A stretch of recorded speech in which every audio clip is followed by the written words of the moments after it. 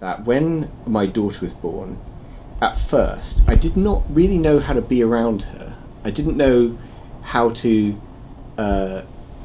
be around someone who had this unique relationship where suddenly I'm their father, which had never happened to me before. But like every Saturday, Sarah would lay in, sleep in late, and Leon and I would go to the living room, and she had all this Lego, and she was a bit too young for it, and I was 35. I was allegedly too old for it.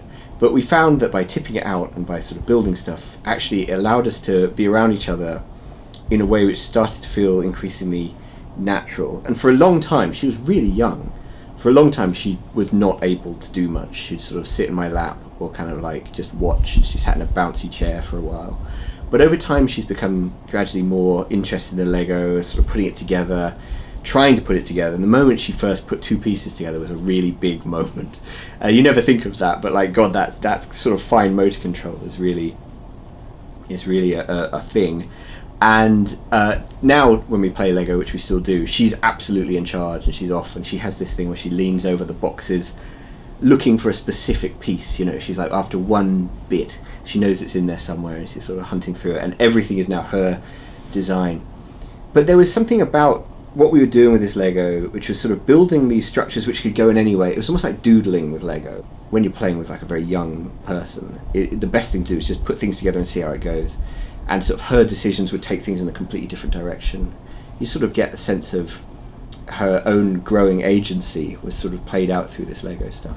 At the same time all this was happening, obviously I was starting to feel weird in ways. My hands were tingling. I became really clumsy, which I was not expecting. I didn't know MS made you sort of clumsy and prone to dropping things and all this sort of thing. But like there was clearly something going on with me at the same time. But it was very, again, it's that thing of it's very interesting to see my own sort of slight decline, neurological decline, with her kind of neurological kind of whoosh, trajectory upwards. Lego made that so incredibly clear. I really feel like I got to know her in those sort of early morning sessions, and we still do it now. I mean, she's 4. It's been a thing throughout our entire relationship, and it's probably helped to kind of define the parameters of our relationship. Sort of playful, hopefully constructive. And yeah, you can't really make mistakes with Lego. Every mistake is just a new possibility.